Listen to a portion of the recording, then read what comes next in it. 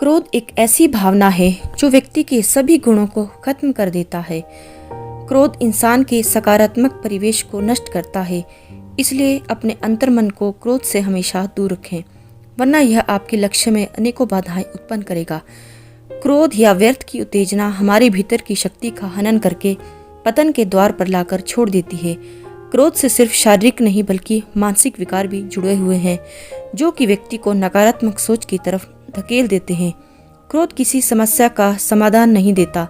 क्रोध से हमेशा बचे रहें और निरंतर अपनी आत्मशक्ति का प्रयोग कर अपने लक्ष्य की प्राप्ति करें।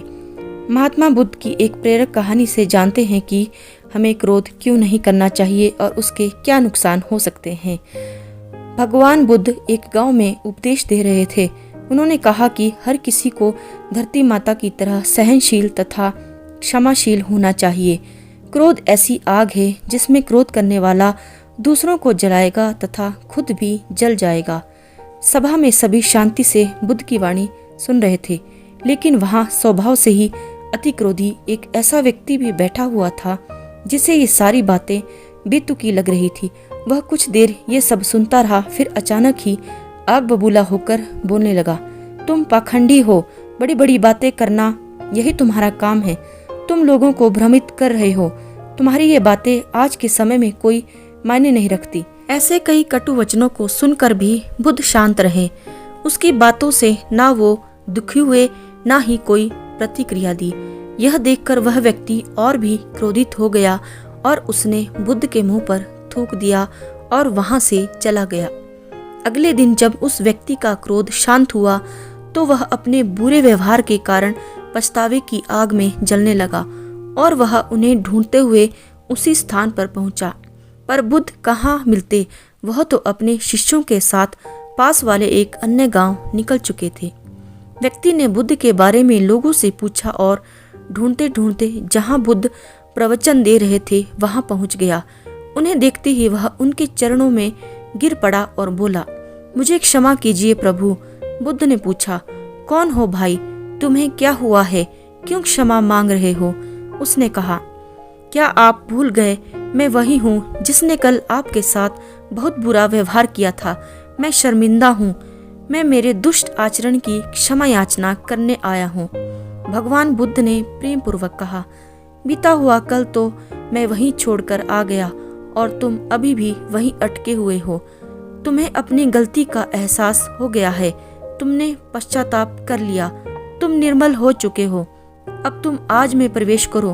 बुरी बातें तथा बुरी घटनाएं याद करते रहने से वर्तमान और भविष्य दोनों बिगड़ते जाते हैं। बीते हुए कल के कारण आज को मत बिगाड़ो। उस व्यक्ति का सारा बोझ उतर गया।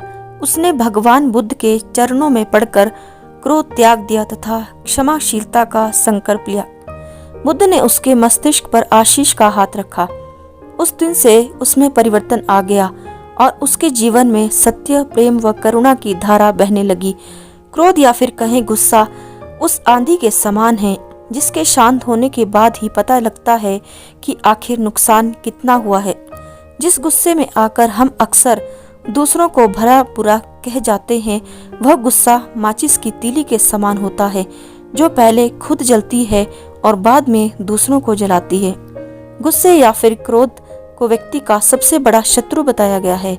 गुस्से में बोला गया एक भी कठोर शब्द इतना जहरीला बन सकता है कि आपके द्वारा पूर्व में कही गई 1000 प्यारी बातों को 1 मिनट में नष्ट कर सकता है।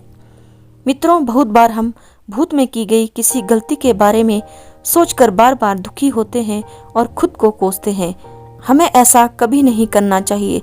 गलती का बोध हो जाने पर हमें उसे कभी ना दोहराने का संकल्प लेना चाहिए और एक नई ऊर्जा के साथ अपने लक्ष्य की ओर बढ़ना चाहिए। गुस्सा करने से हम अपनी सोचने समझने की शक्ति खो देते हैं।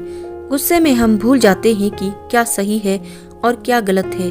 गुस्से के वशीभूत होकर हम कई बार ऐसी बातें कह जाते हैं जो हमें नहीं कहनी चाहिए और गुस्सा शांत होने पर हमें अपनी गलती का एहसास होने लगता है कि हमने जो भी कहा है वह ठीक नहीं है और यही बातें बार बार सोचकर हम दुखी हो जाते हैं।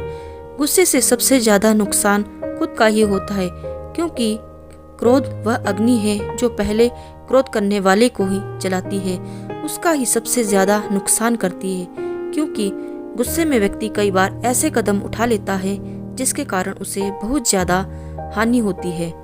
क्रोध इंसान का सबसे बड़ा शत्रु है, इसलिए हमें कभी भी गुस्सा या क्रोध नहीं करना चाहिए।